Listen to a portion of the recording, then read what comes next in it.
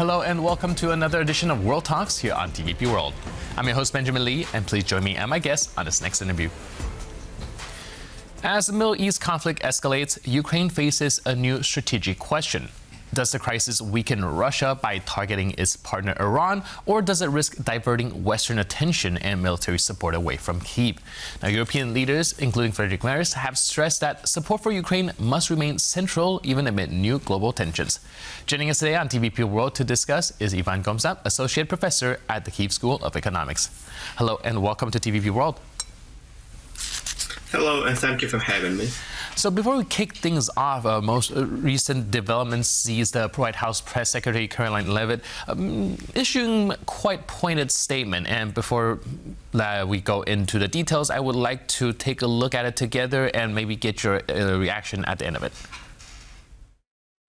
However, the president in that post was pointing out that, unfortunately, we had a very stupid and incompetent leader in this White House for 4 years who gave away many of our best weapons for nothing, for free, to another country very far away by the name of Ukraine. So the president was pointing out how that was an unwise decision, but nevertheless, don't doubt the strength and the might of the American military. So yeah, these are quite strong words, and I'm hoping to get your reaction to it. And what do you think the current Trump administration stands when it comes to its support of Ukraine? Well, first of all, let's consider this citation, this quote you have just shown us. Mm-hmm. Actually, here I see nothing new, because the typical approach of the Trump administration and President Donald Trump himself is to blame his predecessor, Joe Biden, in whatever he thinks that Joe Biden was not right. So here we have this particular strategy in use, encore une fois, another time. All right, so this is perhaps more about blaming his predecessor than actually pointing it towards the Ukraine. Now, another thing that's also recently been reported by Politico is that the Ukraine's hope for an accelerated integration into the EU has seemed to meet some roadblocks. Now, according to this report, it does seem like some EU ambassadors have reportedly rejected the idea of in Brussels about this reverse enlargement model. Do you think that this is going to severely hinder Ukraine's EU aspirations? Well, I would say that this should have been seen and foreseen in advance, because the accelerated recognition of Ukrainians' EU aspirations were questionable at the very beginning. Mm-hmm. So now we have a kind of a more realistic situation being settled down. All right. And coming back to the top of the program, we were talking about essentially whether or not this situation in the Middle East is going to divert attention from Ukraine, and whether it's some of the pros and cons, and whether it is a benefit for Ukraine. What's your thought on it? Well, it is not a benefit, definitely, because the weapons and the military involvement of Iran and Iranian technologies in the Russo-Ukrainian war has been diminishing for some time. And actually, we know quite for sure that Iranian Shahed, that is their UAVs, drones, have been relocated, and the production of them was really easy to be organized by Russia in Russia itself. So nowadays, Russia is not losing a strategic alliance. Actually, it's gaining more, because the oil prices and are rising, and there is a possibility that, for instance, Europe, European Union, might open its negotiation regarding the gas acquisition from Russia. So there are little of hope and of good developments given the new crisis in the Middle East for Ukraine. And most recently, the Polish defense minister has stated that if a U.S.'s military operation in Iran drags on for more than 3 or 4 weeks, there might be a shortage when it comes to supply lines in providing Ukraine with valuable air defense system. Do you see that becoming a possibility?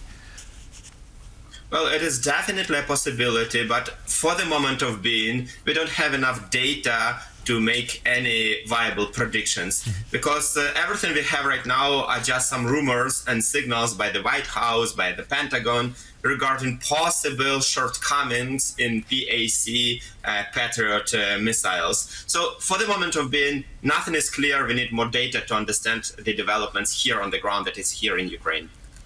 Right, and going back to the Middle East crisis and its relation to Ukraine, some might argue that because Iran being such a big ally of Russia, this is actually going to weaken their geopolitical standing and power projection as well. Do you see that more effective in other parts of the region as opposed to having an effect on the war in Ukraine? Well, once again, yes, there is this conjecture that given the developments in Syria, where a pro-Russian regime by Bashar al-Assad has been toppled, then in Venezuela and now in Iran, the overall power projection of the Kremlin is in decline. But on the other hand, as I have just mentioned, the role and the importance of Iran for Moscow was technical at best. So behind this loss of prestige, it's not going to damage Russia's standing in a considerable measure. Okay, now, European leaders like Friedrich Merz are saying that support for Washington should go hand in hand with support for Kyiv. Do you think that this is an attempt on his part to perhaps reach some kind of agreement, some kind of a deal with Donald Trump, his administration, to, kind of still keep Ukraine on the table? Well, I would say that it is also a strategy to keep Europeans in the loop, because we must not forget the Trump administration was very active in trying to put European Union and individual partners, members of the Union, outside of the negotiations regarding the settlement of the Russia-Ukrainian war. So now we see Merz and other European leaders actively trying to regain their place. And given the fact that the White House has recently pled for some help and assistance from the European partners, it is a viable strategy.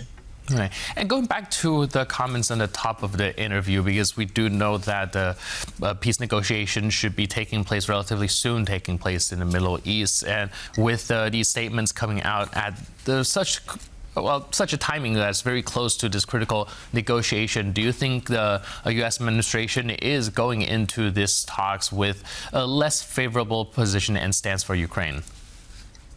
Well, first of all, it is a big question whether the negotiations are actually going to take place, because there are some information that actually they are going to be postponed due to the hostile conditions in the Middle East.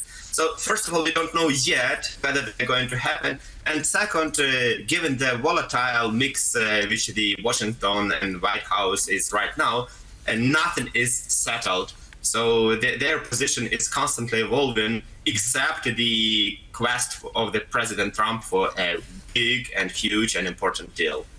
Right, like I mentioned, there's a little bit of volatility, not just in the region, but taking a look at the whole picture as well, with the Trump administration flip-flopping on some of these issues. How do you perceive Zelensky's reaction to it, and how do you think he is dealing with it so far?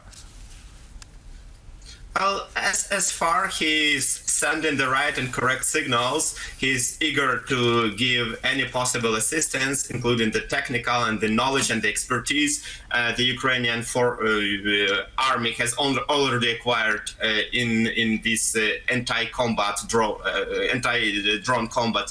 So yes, he's sending the correct signals, but whether they will be received, this is another question. And it depends on the other side. So the ball is there on that side right now.